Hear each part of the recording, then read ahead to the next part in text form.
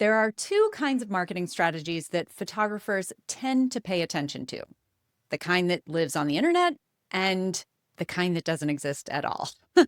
But today's conversation is actually about a third marketing strategy, one that most photographers tend to overlook, but that might be the fastest, easiest way to build real trust, get referrals, and create buzz around your business without spending a dime on ads or fighting the algorithm. I'm talking about in-person events. IRL, live humans, same room. Now, before you fast forward to the next episode, even you introverts, I want you to hear me out. This doesn't have to be renting a ballroom and giving a TED Talk. In fact, today's guest, Michelle Franzetti, is an introvert and a boudoir photographer, and she's built a brilliant word-of-mouth marketing engine by hosting casual, creative, low-pressure gatherings that not only connect people, but consistently fill her calendar. Michelle is a former Parks and Rec coordinator turned full-time photographer, and she's sharing her playbook for creating events that actually work. So no studio, no big budget, no over-the-top hosting skills required.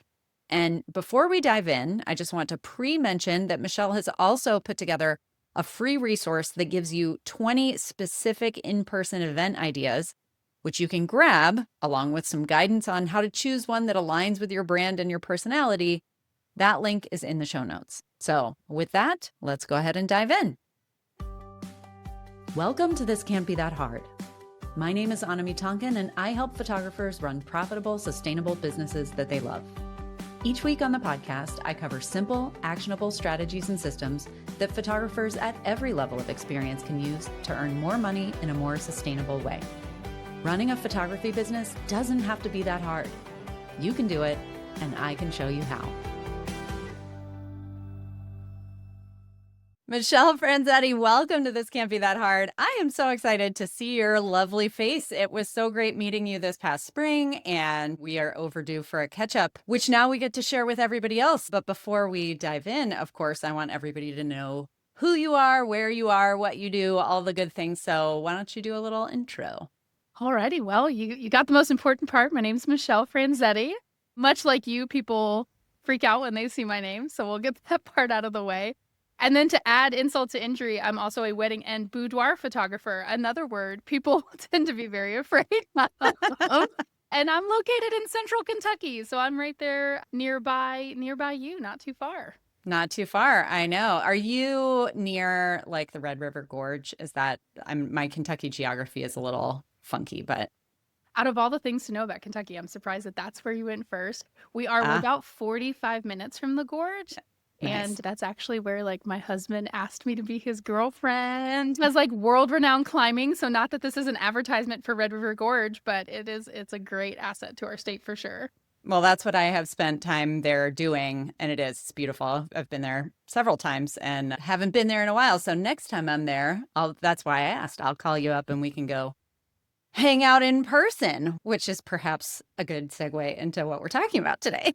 Yeah, so today we're here to kind of talk about the impact that actually getting together with people in person and being in physical spaces with other people has when it comes to marketing. And when I met you at the Reset conference, you were there speaking on marketing, and I was frustrated because I think you and I spoke at the same time. So I didn't get to go see your stuff, but I heard nothing but like, oh my God, her talk was amazing. Her talk was amazing. So selfishly, I wanted more info, but tell me a little bit about, this concept of the gathering effect and how you came to kind of name and frame the idea.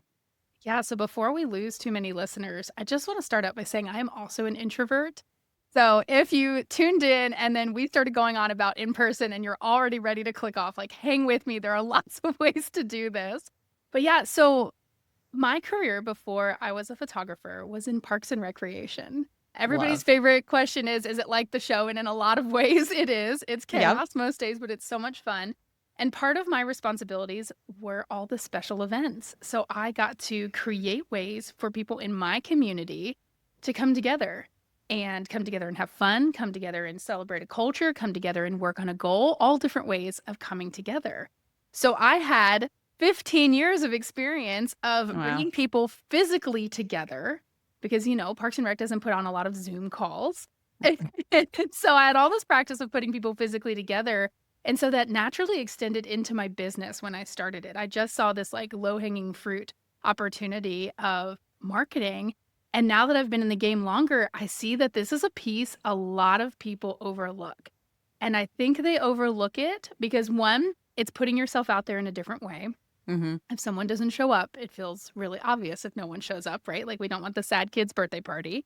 And Oh, no, it's not going to be you. It's not going to be you. You're going to run out of cupcakes. Don't worry. And then number two, I think people think that, oh, I don't have a studio, or, oh, I don't have a big marketing budget. And there's those physical limitations to putting on in-person events that I actually think are very easy to navigate through. yeah. Yeah. I love that you worked in Parks and Rec. And I imagine, when did you start your photography business? I mean, are you asking or is the IRS asking? But But the IRS could be listening. I'd be right? kind of surprised. We've been in the game a little over 10 years now, Yeah. officially. So your Parks and Rec days were pre-COVID. Yes. Well, and And through COVID, and I got to experience that journey. yeah, because I feel like that also, I mean, there's just sort of like modern technology in general, but I feel like that was kind of a sea change time for a lot of people where it's like in a very short period of time, our like ideation around getting together live and in person changed or atrophied or rusted or something. And I feel like obviously we have come back from that in a big way. I've, been to concerts and all kinds of things, big live in-person events. So it's not so much fear-based or germ-based or anything else, but I do feel like something in our brains shifted when it comes to marketing our businesses, where it was like, well, everything is now online. That's what we do. That feels safe. That feels, to your point, like I don't want to be the kid who nobody shows up to their party. And so I don't know. I just feel like that script kind of got burned in the fire. Honestly, I felt it in my own life. And so we realized, we don't live in a super large city, but we definitely live in a city that has opportunities to go to concerts and things like that. And we looked up, we were probably in 2023 by that point, and I looked up and I was like, oh my gosh, we never go and do anything anymore Yeah. because we practiced putting it on pause for almost 2 years straight Mm-hmm. to, do the best we can with the information that we had at the time. Sure. And so in 2024, I actually set a personal goal of going to as many live events as possible, things like concerts and festivals and things like that. And again, I am an introvert and I'm also a wedding photographer. So like I get my Right. fill of people. And so this was a big goal for me, but I had to kind of break that cycle that we had worked on during COVID of like not going and doing anything. I do think this problem existed before COVID where photographers really overlook this opportunity. But COVID really solidified it as an area that is not receiving much growth, that anyone, if they're at the beginning of their business, if they're 10 years into their business, anyone could jump into this right now and see an impact from it. Love. Okay. So let's just talk about the why. Why do you think that live in-person events have such a powerful impact when it comes to building your brand, connecting with ideal clients, especially when we're talking about a service-based business like photography? Yeah, the happy side of it is because you're a delight. Because whoever you are listening to this right now, you're probably a delight because you are somebody running a business and you're somebody learning and growing. And I promise you, other people want to be around that too.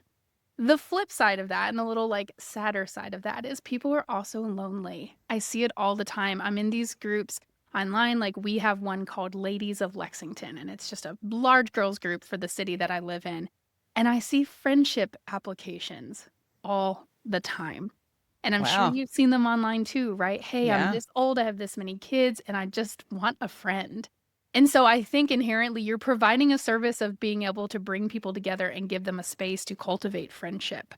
And on the other side of that, it means you get to offer something that's not necessarily selling. So if Mm-hmm. you're uncomfortable with the idea of in-person events, maybe this will give you some comfort of, I know it's hard to get online. And I think sometimes we feel like on, Instagram or Facebook or TikTok, we're like, sell, sell, sell, talk about myself, talk about myself. And it feels icky to some of us sometimes. And we could unpack that on a different podcast. But Sure. this is an opportunity to just go do something good. Go have fun with it. Go provide an opportunity for people. And we can talk about some opportunities and how that can work. But it's an opportunity to sell without feeling salesy, which is everyone's favorite way to sell. Yes, absolutely. I have so many questions, but I feel like these questions are going to get less sort of vague and more specific once we're talking about actual events. Did you start out? I mean, it sounds like you kind of hit the ground running in photography with this in-person event mindset, but is there like an early example that you can bring forward and tell us how that went? Now, when I think back, the two earliest examples I can think of is one, Galentine's Day, which Galentine's Day is like huge now and everybody does it. But for all those listeners out there, I got there first now. It was something that was I actually actually coined that right. phrase. That was me. Thank you. No, but so Galentine's Day was actually a big deal in the show Parks and Rec. Uh-huh. And the lead character on that show loves waffles. And so I decided I'm going to throw a Galentine's Day party and I'm going to have a waffle bar. And like, pro tip, waffles are so Oh, cheap. And so if yeah, you need a party food, boxes of waffle mix are like $2 and it makes like 40 waffles. that is a Yes. And so we had a waffle bar. I rented out a little space above an ice cream shop here in my city. And we had our first open Galentine's. You did not have to be a client of mine. I put it everywhere I could think of. It was an open fun. invite for any woman who wants to come and hang out that night. And people showed up and they ate my very poorly decorated cookies. I thought I could do that myself. I can't. They ate my waffles, which I had to refine the process of how to contain the mix because, fun fact, the mix expands. So when I put it in containers, that didn't work. But they came to my imperfect event and they had fun and they had great feedback. And all of a sudden, these people felt connected to me. And so it was more than just another cool person they met online. It was somebody that they had an actual memory with, an actual touch point, an actual experience. And for me as a boudoir photographer, there's really nothing more valuable than you feeling comfortable around me. Yeah, That's my biggest problem I have to solve for my clients is their nervousness. sure. And so for me, it was a no-brainer. Another very early example, and I have to give credit where credit is due. I stole this one from Caitlin James. She does an annual get together for her clients, and she Hmm. had annual parties for her clients. So I started doing that around Christmas time. I had a holiday party, and anybody who had been a client or scheduled to be a client could come to this Christmas party and just hang out and celebrate and meet other people. I have people from all different areas of my life, but there's like common threads between them, right? Because they're all people who enjoy being around me. And so they also really enjoyed being around each other. And so it was this great meet and greet. And then from there, it really took off. So those were the first two. Last year was kind of a fun up the game that I tried, right? Hmm. And what I did was I scheduled an in-person event for every month of the year. It Wow. was a lot. I told you that was my Yeah. big goal last year, right? Was to do more in-person things.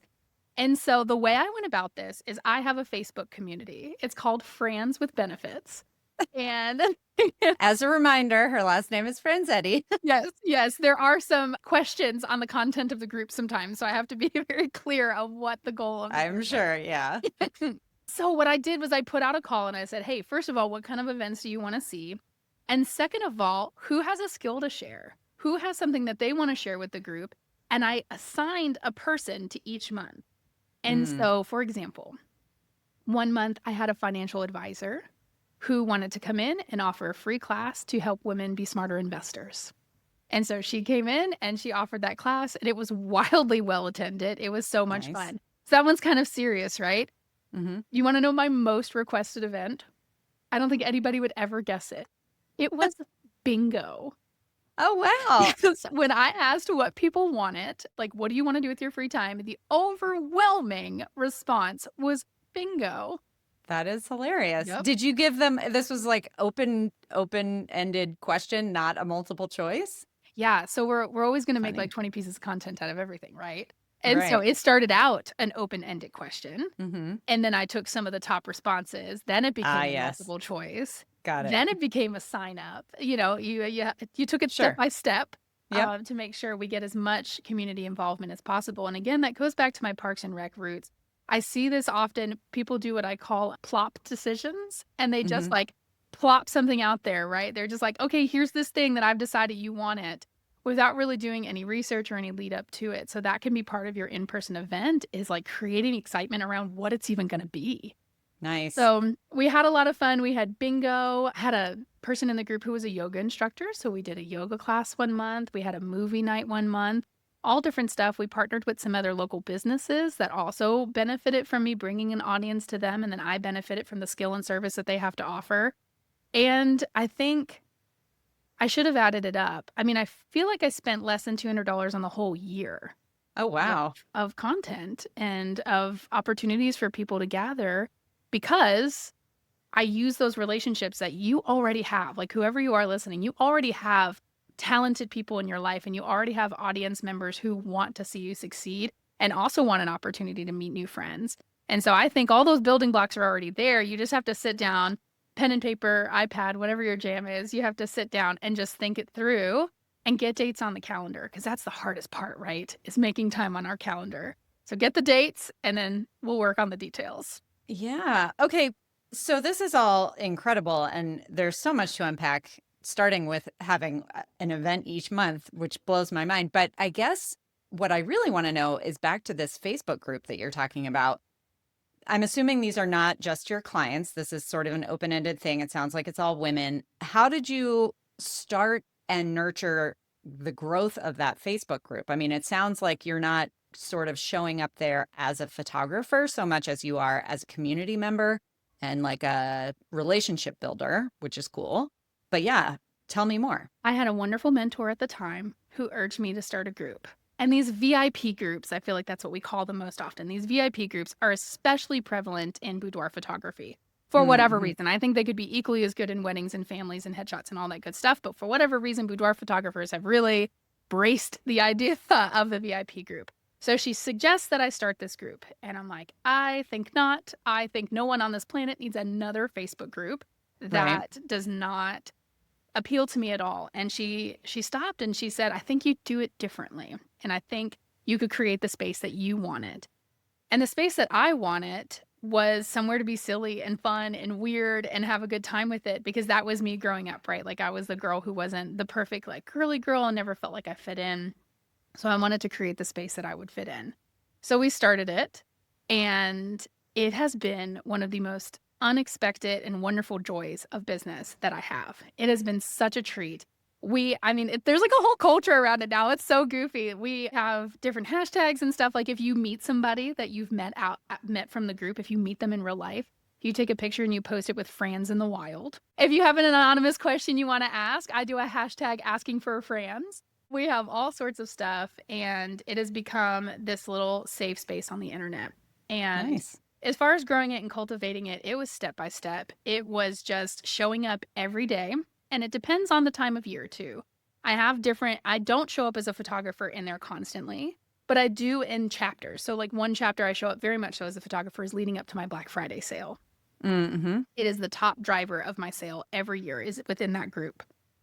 But sometimes it's offering opportunities to meet and become friends. And sometimes it's posting goofy and sometimes it's posting really great things. We have somebody that's about 45 minutes away from us that just created this amazing service of helping people who are impoverished have access to the resources they need for menstruation. And so I got to post that in the group, and everybody was like, oh my gosh, this is wonderful. How can I help her?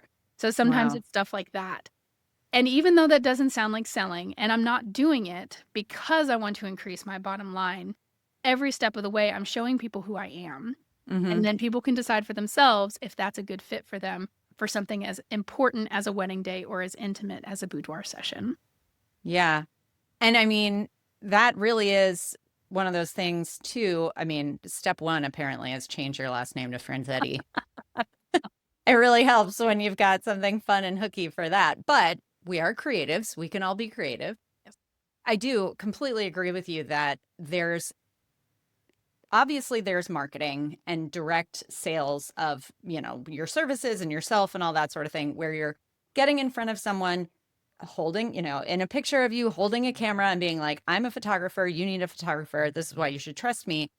But if that framework or that foundation has been long poured and, set, then it's not even a second thought. It's like, it's time. I need to hire a photographer, or oh, I see that, my friend is hosting this boudoir sale for Black Friday. I think I could do boudoir photos. Somebody who may not have ever even considered doing that, because they know you, because it seems like, oh, she's a fun person, she's not a weirdo.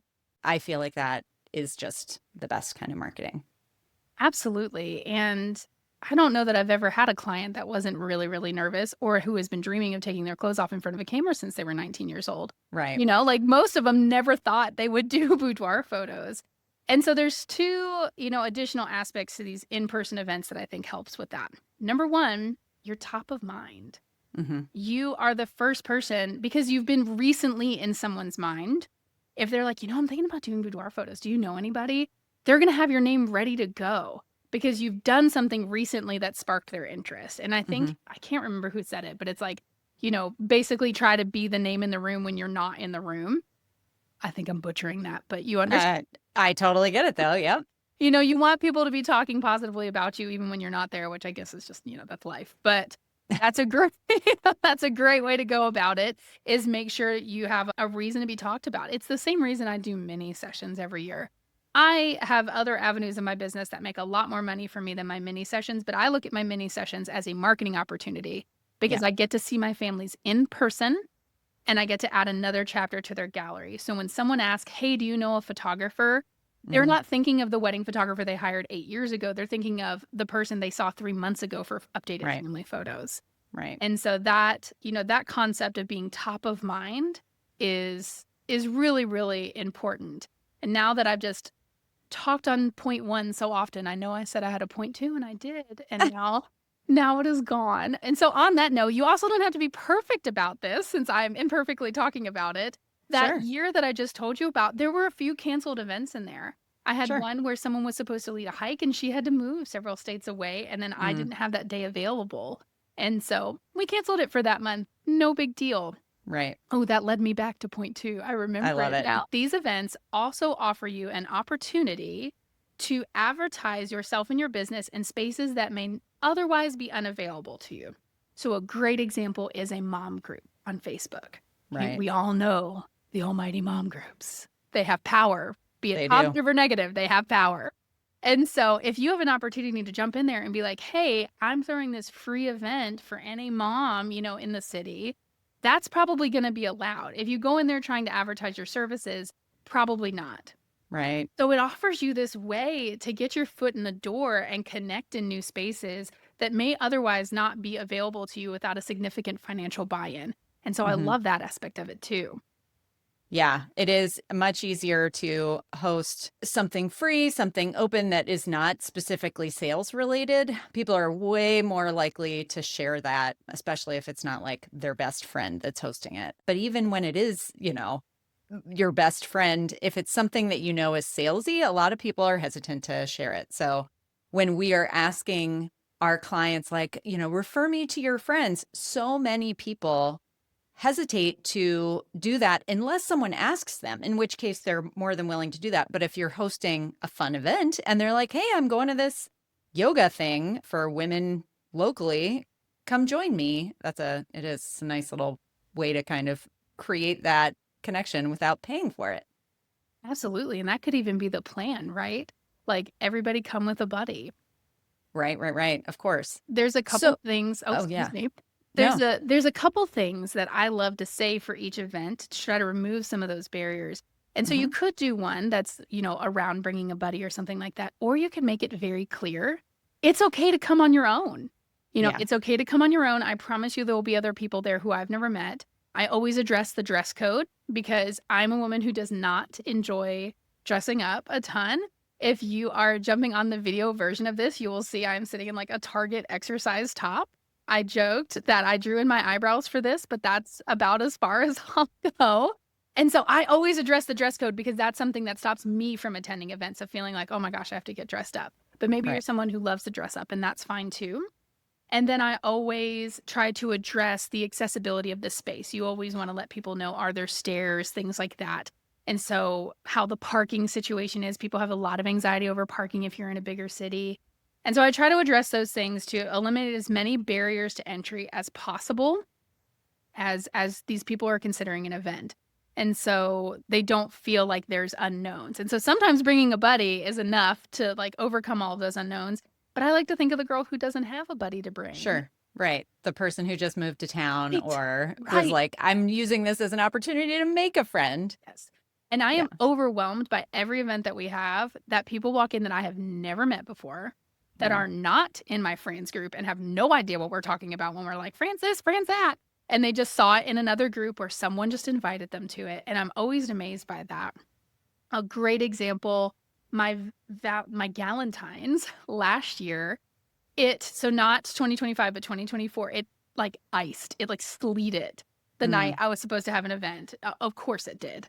'Cause that's how, that's how the weather Right. treats us sometimes. And so I was like, "Oh my gosh, we're gonna have such a low turnout." And we did. We didn't have a huge blowout party like we usually do because people in my state do not venture out in inclement weather. Like, it's Yep. not a Same. thing. I'm a transplant from the Northeast, and so my threshold of what I'll drive in is very different from my community members now. And so it was a very low attended event. But the girls that came, almost all of them I had never met before. And this one table that sat together sat there for hours and talked and hung out. And to this day, they meet every month for a game night together. And none of them had ever met each other before that Wow. event. And I've gotten to go to some of those game nights and see it. And they're in a big group chat that I can hardly keep up with.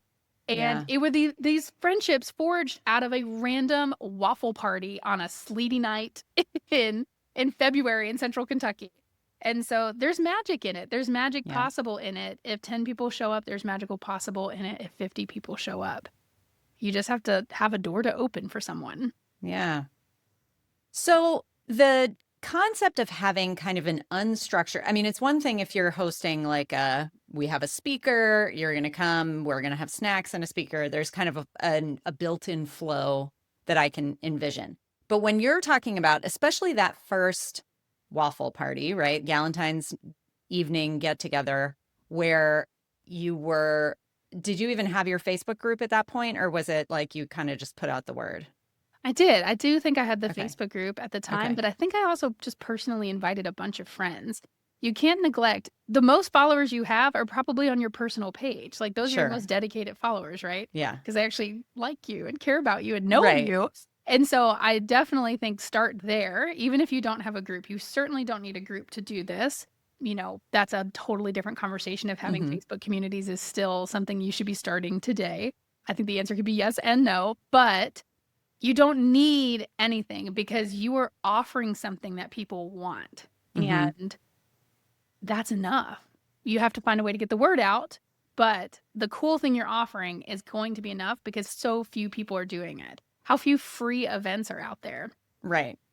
And to touch on that, not all of my events are free. There are a couple that are paid because the person leading them puts in resources. So, for example, we Right. did again, I'm a boudoir photographer. We set up a lewd cookie decorating class. And so obviously there are supplies and things like that that need to be considered and that Right. person's time. And so we did do a small ticket. I don't want anybody to get caught on this part, but you can change it up. I have some Yeah. that are paid. I have some that are not paid. I have some that are educational. I have some that are just for fun. I have some that are, you have to be physically able to attend, such as the hike. I have some that anyone can attend. And Mhm. so we have some that drinking is an option. We have some that are completely sober events. I think about that stuff probably more than the average bear just because of my background of trying to plan for large scale community events. Yeah. But just know because you choose one doesn't mean you can't do the opposite of that on your next event. So don't Yeah. feel like you have to cover every base on your very first event. I think that's great. And being thoughtful about those kinds of things is actually one of the challenges, I think, for someone who may not have the background of being an event planner, an event coordinator. Like you really are. I used to host a conference, and there's so much that goes into the being a good host. Before we jumped on this conversation, now I'm going to pull up my little Google search again. There's a book, and I've talked about it on this podcast before by Priya Parker I think it's called The Art of Gathering. I lost it. But it is a great book for the thought. I mean, she goes way deeper on it than I ever did, but it's like sort of the intention that goes into putting together an event. And I guess that was what the question that I was asking before. What I really wanted to get from you was, if there's not a structure in a particular event, are you doing anything other than hosting a space for people to make small talk? Is there like do you have an icebreaker game? Do you get up and say a welcome of some sort, or is there an agenda of any kind, or is it really just sort of like a mix and mingle and see how that works? So I would say most of the events, when I look at them, are pretty structured when I do them. The finance class, the cookie class, Mm-hmm. all that kind of stuff. But then the client party and the Galentine's Day party are examples of unstructured. And no, I'm just a space. I'm just a gathering place for people. And obviously, I go around and talk to people, to my fellow introverts. Yes, I go around and make small talk, and I don't die. It's going to be okay. You will need a nap after, but other than Mm-hmm. that, it's fine. And so I'm excited to see these people. Almost always, these are people that I've met before or new people. And so it's kind of a little bit of both. So, no, I personally don't do icebreakers. I will stand up at some point and welcome everybody, let them know who I am. I let them know when the next event is and just want them to feel welcomed in the space. But let's talk about something simple everyone could do maybe next month when it's less hot. Everyone could do, let's pretend you're a family photographer. Everyone could do a walking club for moms. And once a Mm-hmm. month, you meet at a local park and you get to walk. And it doesn't cost you a dime. And it's something people can do. And it's something people can use as an excuse to get out of the house. You can decide if you want to welcome kids to that event or not. Mm-hmm. It probably will be easier if you do, so someone doesn't have to find a sitter. But like that's a great example of something that's not really structured, but you're going to have Mm-hmm. a start and an end time. And then things are going to happen organically. And that's the beauty of these in-person events, are things that are going to come of them that aren't in your control. They're not, you don't have perfect metrics for them. I don't have a perfect metrics for the group that meets every month now for a game night, like I do for an ad that I would run on Facebook. I Mm-hmm. can't tell the exact impact of that. And so there is some trust in the process, but it's easy for me to trust now because I've seen it from the other side and I've done it and I've seen it benefit my business. And I wish I could extend that trust easily to all of your listeners, but just try it and you'll see. Well, do you have a story that you can think of off the top of your head where one of these gatherings, I mean, my guess is you've got a lot of stories, but where if you hadn't had some sort of in-person event, you would have missed an opportunity that you got otherwise? I can't tell you how many people have come to an event and said, "Oh my gosh, like I never thought I would do boudoir, but like I kind of want to do it now." Yeah. And like I hopefully this is not I don't know if this is too much for your audience, but I do get told I'm an easy person to be naked in front of. So I didn't know how to harness that power. And to be clear, women tell me that, not men. I didn't get to use that power for evil. I feel like that's my superpower as a business owner, is helping people feel comfortable. So Yeah. absolutely. I had someone come in.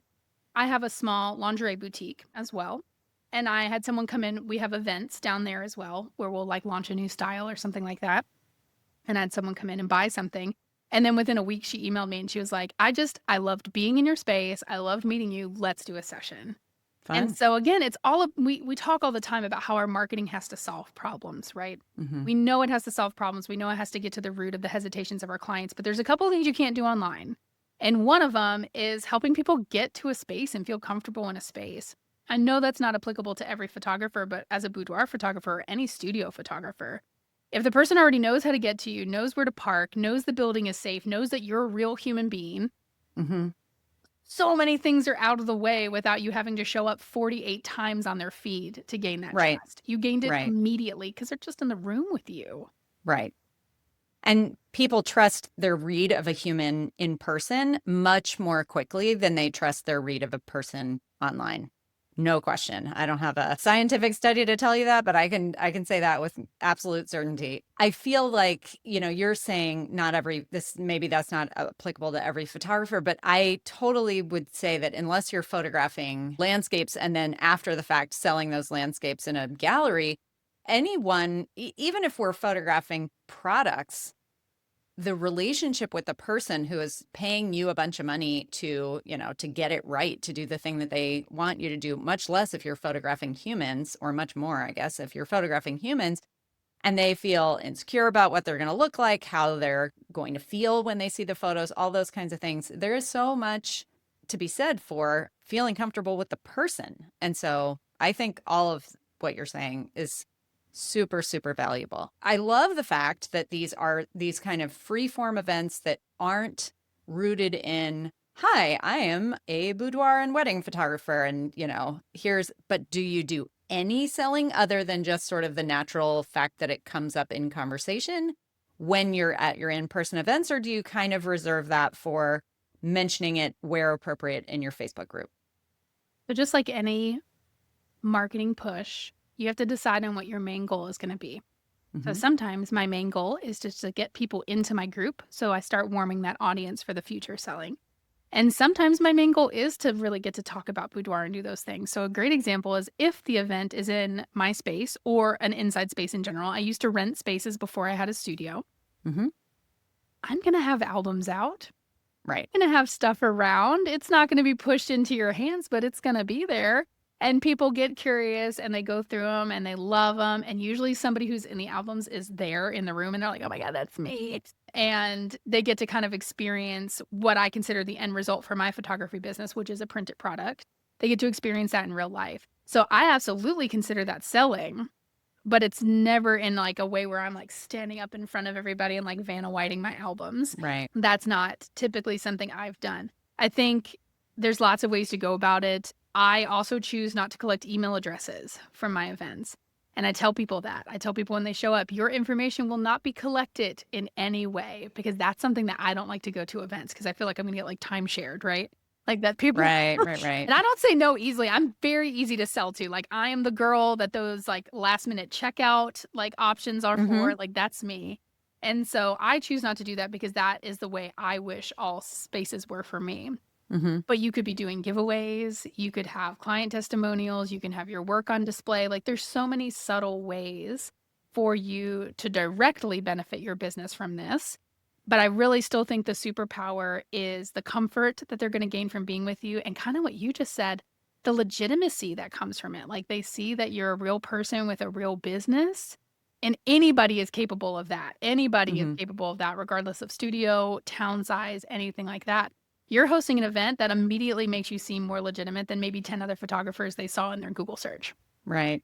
Yeah, absolutely. I have talked before about a thing that I used to do in my photography business, which was that I taught a course in person. I mean, I say a course, it was really a class. It was a 3-hour class that I marketed specifically to like mom friend groups or like a non-book club where like women would get together.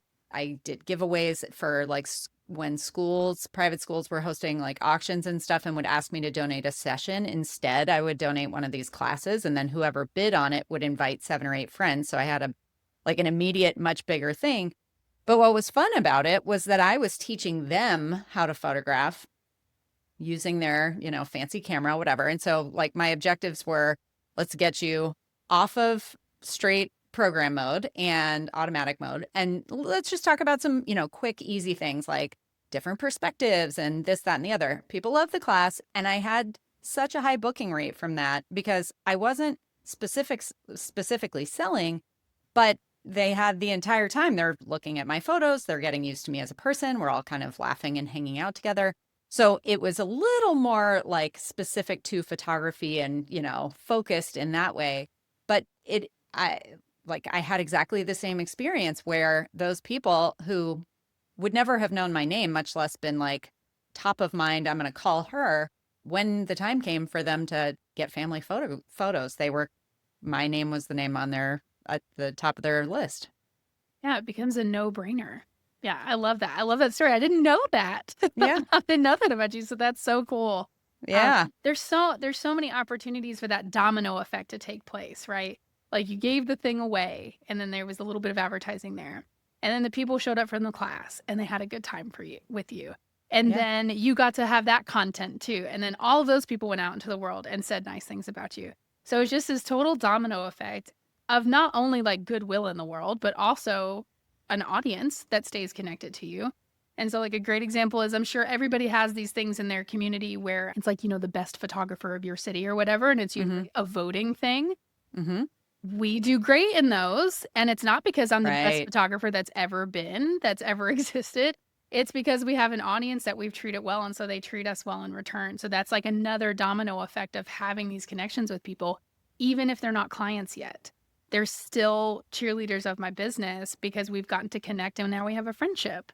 And so you never know where that domino effect is going to take you. And just like you said, like you may not have immediately thought all those people were going to Sure. come back and be business, I can't think of the word. When customers, there's the Yeah. word. Yeah. Yeah. You didn't think they'd all come back and be repeat customers, but how could they not? Because you're a delight. Well, and it is. I mean, sometimes metrics are great. I love being able to track, like, I did this and it led to this. But oftentimes that's not the way marketing works. It's not like a straight A to B unless you are selling like a pack of gum, something small and quick that somebody can buy. Instead, it is like you plant all these little seeds and some of them die and some of them sprout, and you just don't always have the benefit of knowing how that works. So I have one last question for you, which I actually think probably is a good lead into the freebie that you have created for this, but has to do with tips for making an event feel aligned and authentic, especially for somebody who is not a natural host or connector, or, it feels like an introvert where they're just getting their feet wet and they don't want it to feel forced or performative. Rely on your community. You have a community. So if you're not the person who wants to be upfront, find the person who does. And she or he's going to be so thankful that you gave them a space to be that person. So you don't have to be the person, on stage, we're not talking, but you know what I mean? You don't have to be the person on stage the whole time. Rely on your community if you need that. And then your magic is going to be in the interactions you have during your event. And so, yeah, like you said, we are going to do a freebie. I'm going to give you 20 ideas of in-person events that you could use in your business. So step one for you is going to be to go block off something on your calendar. Like when you're done with this podcast, go block off a date. You don't need to know what it is. You don't need to know who's coming, but go block off the day, because that could be our hardest currency as business owners, is finding time. So go block off the day for it. And then when you grab that freebie in the show notes, hopefully one of those speak to you and you can plan one of those for that day on the calendar. And if something doesn't feel right for you, pick something else. Reach out to either of us. We'll help you brainstorm a good idea for you. Like I said, I started with a waffle party because I loved when people compared me to Leslie Knope on Parks and Rec. So I did a waffle party. That was very specific to me. And it's probably a weird thing if you see it on face value, like come to Galentine's and eat some waffles, but it worked. And I promise there's something weird and specific to you that's going to make the magic happen for you and the people who already love you. And then the people who are going to love you, they just haven't met you. Love. So good. Michelle, tell everybody where they can find you, connect with you, because I do get the feeling that you're going to have lots of follow-up questions from people. I know this has given me tons of fun ideas for my own photography community and beyond. Listen, I love brainstorming with people. So if you want to send me a message on Instagram, I'm at m_Franzetti. Get anywhere close to that and you're going to find me. Don't be afraid of the name. And then I do have a Facebook community group for photographers called, of course, Photography Friends. Love. So good. And it was funny, as I was prepping for today, my friend Gabby, whenever she texts our little besties group, it's always friends. And I was like, so I love that you have leaned into that in your life and business. So fun. Well, this has been a pleasure. All of the links that you are mentioning are going to be in our show notes today. But thank you so much for joining. This was a super fun, really inspirational conversation. Thank you for having me. That's it for this week's episode of This Can't Be That Hard. I'll be back same time, same place next week. If you like the show, be sure to check out thiscan'tbethathard.com to explore all the resources we have for photographers. And of course, it would mean the world to me if you would leave a review of the show on iTunes or Spotify. As always, thanks so much for joining me. I hope you have a fantastic week.